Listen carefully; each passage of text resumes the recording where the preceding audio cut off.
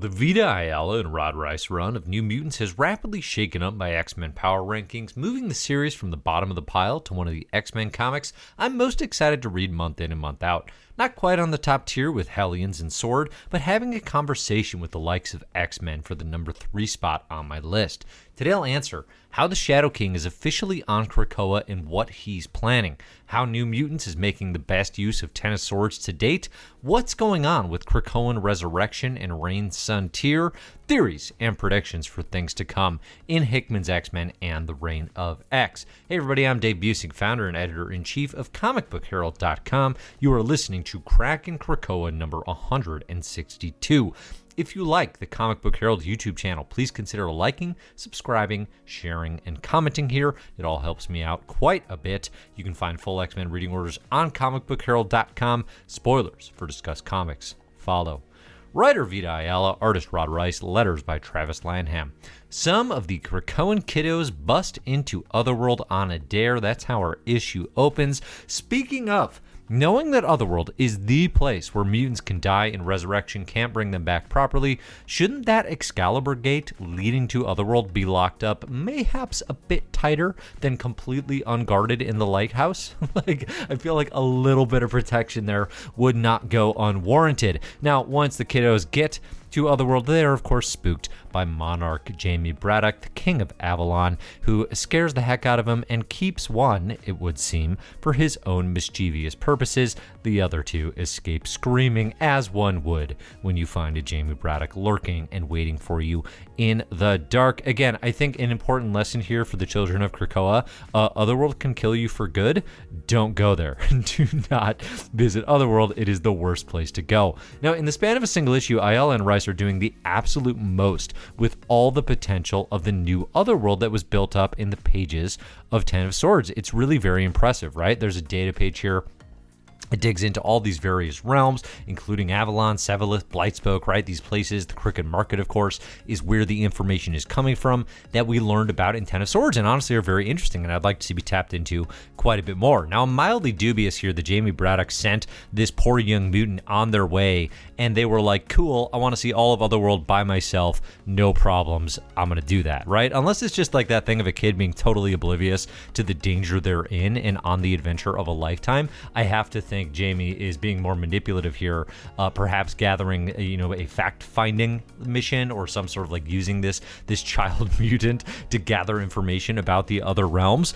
Jamie is rarely so innocent as he pretends, but nonetheless, we've got ourselves a mutant lost in Otherworld. Now, Danny Moonstar and Karma, throughout the issue, they build up, they gather some of this info, they go to save the young mutant in Otherworld, risking life and limb, and this leads to some predictably awesome Reis visualizations, but ultimately their capture at the hands of Merlin and his Holy Republic of Fae. Merlin here, as we saw in Otherworld, he's been a longtime ruler of Otherworld himself. Himself and Lady Roma are often associated with ruling Otherworld. Now they are just sort of rulers of various fair and foul courts. In Merlin's case, like, he is a very strict, tyrannical type leader is the apparent positioning that we're seeing from him, and all around jerkwad. So it's pretty wild to me that, like, in general, Vita Ayala is doing more with Otherworld than anyone else, including like Teenie Howard in Excalibur, the book that I would have expected Otherworld was going to be most heavily utilized because, it's a Braddock's book, right? So obviously, like, it's referenced there. We spent some time in Avalon, but New Mutants already is like, yeah, let's go back and voyage and travel throughout Otherworld in this kind of vast mystical realm in a way that, Vita Ayala didn't get to do coming on to New Mutants post Ten of Swords. So it's really cool, but again, the issue ends here with Danny Moonstar and Karma locked up, which was where we will find them heading into New Mutants number 17. Now, elsewhere in the issue, and this is one thing we're going to see with New Mutants, this book goes everywhere. It's amazing how many threads. I talked about this in previous issues. I don't understand how it's fitting this much stuff in and maintaining this kind of pace and being this good, but it is. It's working. Shadow King, he's here. He's using No Girl to he's kind of combine their powers in mutant technology, which allows for consciousness swapping in mass, okay, with his young school of kids who are kind of like, under his thumb. Crucially, note how the caption here combines Amal Farouk and Shadow King together. I debated previously if Farouk was in fact possessed by this entity, and it would seem to me that there is at this point no doubt. There is so much intriguing mystery here as to Farouk's presence on Krakoa and how well known it even is, right? Gabby's presence here, aka Honey Badger, aka Scout, aka Low Wolverine, it adds to those aware of him, and as far as we've seen, Farouk doesn't appear to be concealing himself from the masses. And yet, I have to wonder what would happen if Gabby told Ileana, or better yet, Karma, hey, Shadow King's teaching kids in a cave over yonder, want to go check it out? I feel like that would not be well received. Gabby calls out Shadow King for recklessly toying with the young mutants with that body swapping. The things start to go wrong. The powers, they start to upset all the kids. Perhaps Shadow King here is testing a new host through this process, but I don't know why he would need a whole school of kids for that. I think, on the other hand, possessing multiple mutants at the same time feels like more of a problem for Krakoa, makes Shadow King more of a threat if he's utilizing, again, No Girl as part of sort of a mutant technology to be able to do this. That does seem like a very bad thing indeed for our Krakoan mutants. So, I think Shadow King, like, he's testing out the parameters. He's trying to figure out, all right, if I do this, if I, use this ability to get my own consciousness into various entities here, because maybe Amal Farouk's body, like, maybe this is, maybe he's not really there, right? We saw at the end of the last issue, New Mutants number 15, Shadow King's like at the honeymoon reception of Bay the Blood Moon and Doug Ramsey, but like, it's like, can anyone see him? Like, we don't totally know. He's kind of fading in, fading out. Like, maybe this is all kind of like, hologram. Maybe this is all kind of illusion, that body of Amal Farouk, and he's instead looking for like an actual physical presence, and he's trying to figure out, okay, can I do it with these young mutants? If you run it back to early 90s Shadow King and like Claremont's Uncanny X-Men,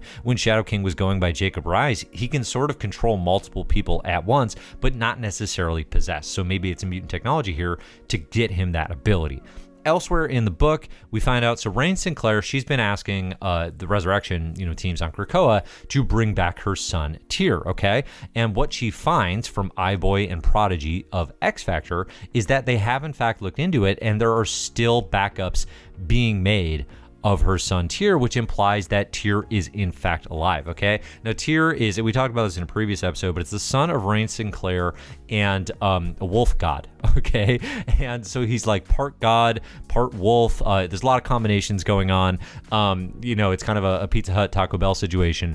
And Tyr appears to still be out there, despite the fact that Rain Sinclair thinks she, saw him die, right? And held the dead son in her arm, which is extremely traumatic. So, like, it's pretty messed up. We don't know the mystery here, but again, it's this thing of Vita Ayala is playing with Resurrection in a very interesting way, because now if you look across the title, we've got Rain's son. We don't know what's going on with his resurrection. Can he be resurrected? Is he even dead? What's going on with Tyr, right? We have Gabby, a clone. Can Gabby be resurrected? We don't know, right? She's brings it up every issue and teases it in such a way that implies, like, yeah, maybe not. Maybe that would not be allowed by the Quiet Council, okay? And it's all these sort of like, not semantics issues, because they're extremely emotional for the characters, but all these details of resurrection that I really appreciate are being brought to the forefront of these stories, because it's one of the more interesting things about this era and about the post-House and Powers landscape in mutantdom. I think, like, in general, New Mutants right now, it's the most successfully lived in Krakoa has felt, honestly, across most books, but definitely for the younger set of mutants on the island. We get small things here too, like somehow finding space for Ileana Rasputin making mutant teenagers apologize for bullying. Like, that's a great scene. That's a great moment for the character, for this world, for these young mutants, seeing that they're actually, they being the young mutants, are actually being coached and taught and watched in not in a creepy way, but in a like actually having mentors way. Because again, it's this weird thing of like, what is the structure of guidance? What is the structure of parental units or mentors, right? The Quiet Council does not appear to be paying attention to the kids. So I think this run's great. I think so much is happening, and yet it doesn't feel too cramped full. It doesn't feel directionless. It just feels like a lot of things are being seeded at the same time.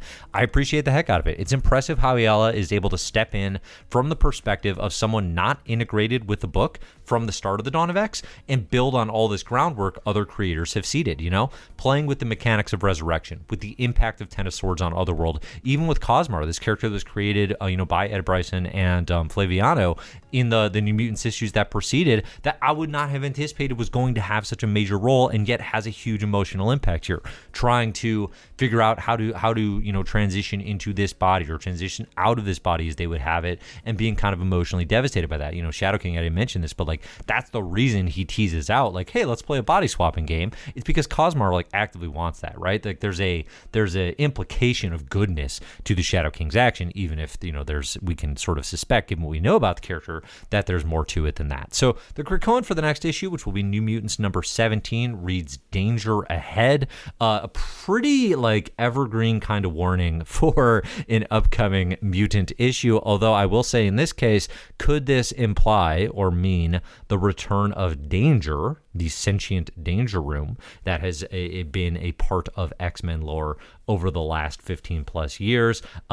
There's nothing really to indicate that in the comic, in the story themselves, but I'm just saying I see Danger in Krakoan. I start thinking, hey, maybe we'll see what's up with that character, which we have not seen in some time. So let me know what you think about this issue, what you think about what's coming, what you think about the Reign of X in general, your thoughts on the Shadow King, thoughts on Resurrection. Let me know in the comments here. I would love to hear it all.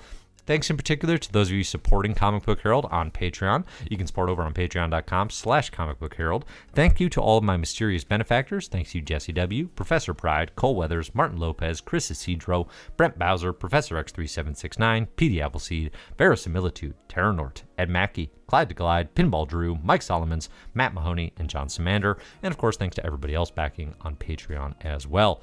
I'm Dave. You can find my stuff at Comic Book Herald. You can find comicbookherald.com. Look for the best comics ever and My Marvelous Year podcast for more from me. So thanks everybody for listening, and as always, enjoy the comics.